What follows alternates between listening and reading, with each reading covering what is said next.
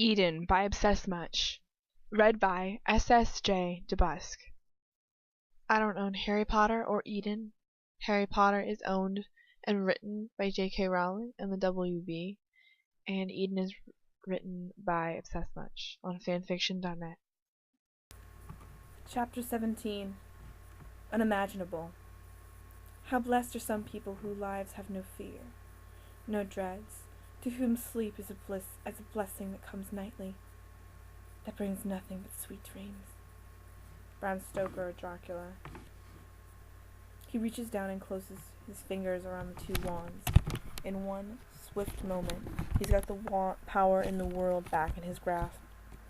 And I don't care. How can I care when I can barely breathe for agony? I press my fingers to the opening, gaping wound in my shoulder, in the vain hope that I might stop the blood from coming, that it might save my life, that it might take the pain away. Whoever knew blood was so hot. That's another thing I've learned, thanks to him. He doesn't move, doesn't speak. How could he? How could he after everything that's happened? Self-defense. You were about to kill him. But I wasn't. I couldn't do it. He knows that I couldn't. He knows. He looked up. I look up at him, my entire body rigid with pain. The tears just won't come for the force of it. I press my lips together.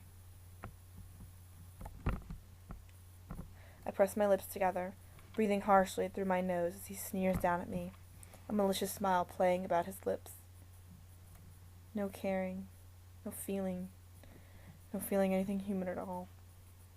So, he says triumphantly, tell me, mudblood, now do you want me to take you home? It's like a punch in the stomach. He's still trying to win me over. He wants me to admit it. He wants me to admit that I depend on him. And I do. At this moment anyways, don't I?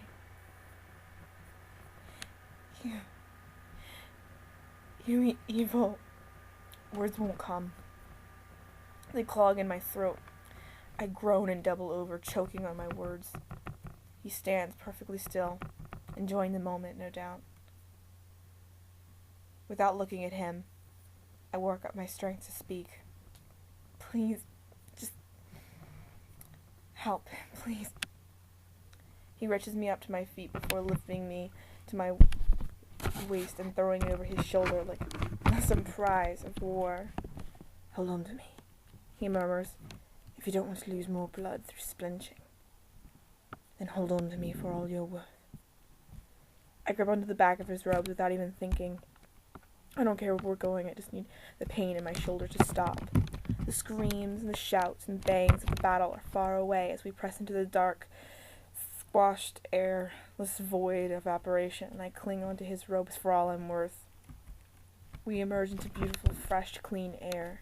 The silence, compared to the noise and confusion we've just left behind, almost deafens me.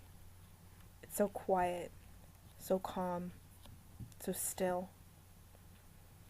And there, all there is me and Lucius, and all I can hear is our own breathing. He hauls me over his shoulder and lays me on the ground. A long, cool grass tickles my bare feet, my hands, my face. The clean, pure smell of it almost brings tears to my eyes. Why can't everything, the entire world, be so unpolluted, so innocent? I look up at his face blankly as he leans over me, watching me. Dark spots appear in my line of vision, floating across his face. He draws something out of his robes and pulls it down onto the ground next to me, gently turning my head to the side to look at it. It takes me a few seconds to register what it is, shorter than my own and made of dark wood. I never looked at it until this moment. I was too busy trying to get away. You will never use magic again, he says quietly. You will never again assume that you have the right to it. One day, when your shoulder is healed, I shall punish you for what you did. I shall punish you for using curses against me that you had no right to do in the first place. His booted foot comes crushing down on my wand, snapping it clean in half. Only then do tears roll out of my eyes, and for one moment of power has gone. It'll never, ever come back again. It's over. Finished. I look beyond the broken wand to see the leg that leads to Bellatrix's house. His boot tucks itself under my cheek and rolls my head up to face him. The indignity of it doesn't even register with me. His face, contorted in fierce triumph, blots everything else out. Never again, he drawls. Magic is lost to you. A distant memory, nothing more. His face swims in front of me. The world sinks away, and I'm floating into darkness. The pain shivers down my arm, up and down in horrible waves, pulsing out of my shoulder.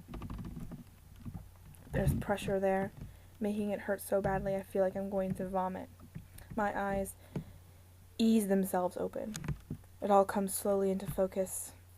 There's a ceiling, a stone ceiling lit up in the golden glow.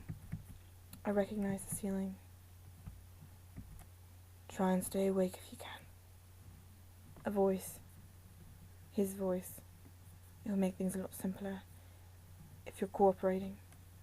If I have your cooperation. I roll my head over to look at him, but he doesn't meet my gaze.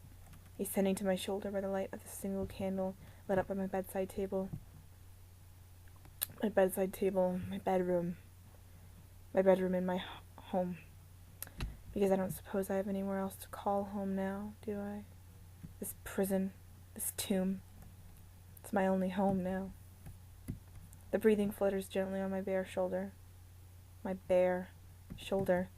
I flick my gaze to it in fear, but it is only my shoulder that's bare. He's moved my robes down slightly so he can fix my shoulder up. He lifts up my arm, wrapping a piece of linen under my shoulder, around and round and round again. The blood's all gone. Disappeared like it was never there. I wonder if he can erase the blood from his memory quite so completely. Because God knows I won't be able to.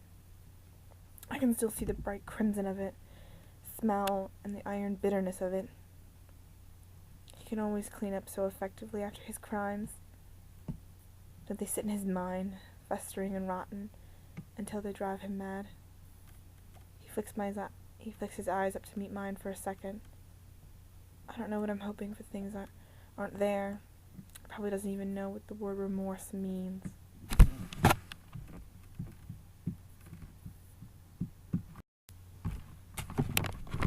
Knife wound this deep. Will take a few hours to heal, he says, telling me things that I already know, and I never really thought I'd have to deal with. That can't be healed with a simple spell.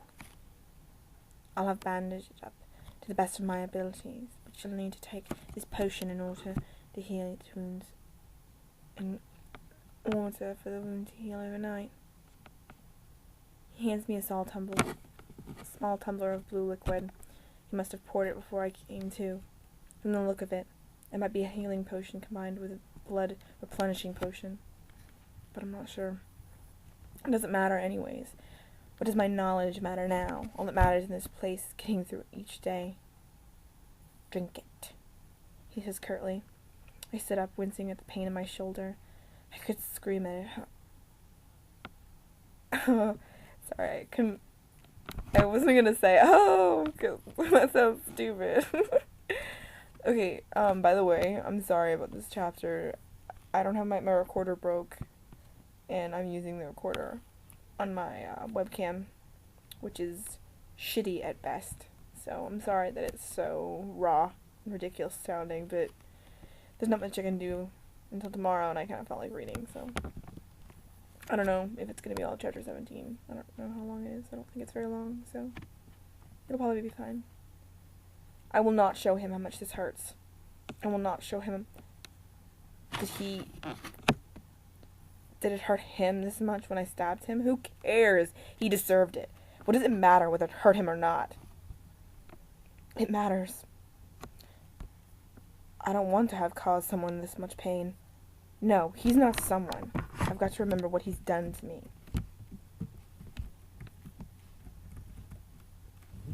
I drink the potion, and a not unpleasant heat spreads to my shoulder. It dulls the pain, but it doesn't take it away. I sigh with relief and sit back onto my pillow, closing my eyes for a moment. So tired, oh so tired. I could sleep forever. No, not with him here. I drag my eyelids up. He looks at me strangely. It's as if I've asked him a question he doesn't know the answer to. Our eye contact is shattered when he sucks his breath in quickly, and he grips up at his wrist, his face creasing into a grimace. Thoughts form myself into my mind for the first time since the oars into the burrow. His dark mark is burning. Voldemort is calling him. For the first time, I wonder why. Why did he take me back here? I need to know. I need to explain to me.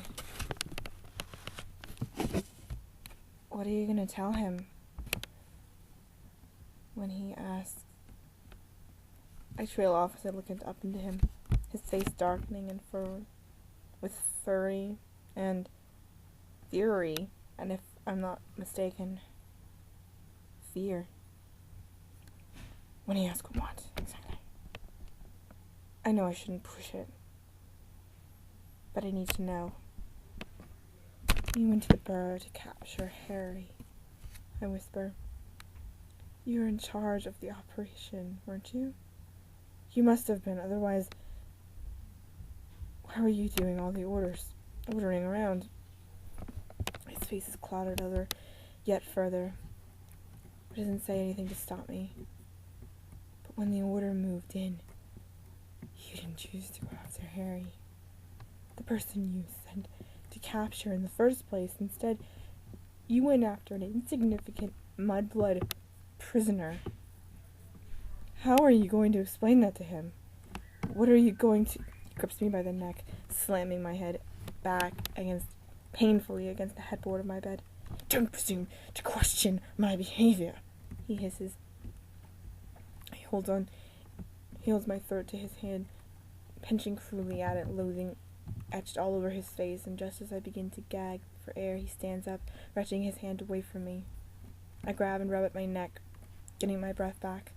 My actions were the right one, he said quietly. I'm not sure whether he's telling it to me or himself. With luck, the Dark Lord will see that. I couldn't just allow such an important prisoner to escape. There was a chance that Potter might not be captured. Besides, perhaps Potter was taken after all. His words trail off as he walks over to the door. He pulls a tiny hip flask out of his robes, taking a swig of it without looking at me. I can smell a bitter, heady smell of alcohol from over here, stealing his nerves, I bet, for what's about to come. Go to sleep, he says shortly before swinging the door open and banging it shut behind him. The candle beside on my bedside table flickers out in the draft created by the door. I close my eyes, allowing merciful darkness to take its hold.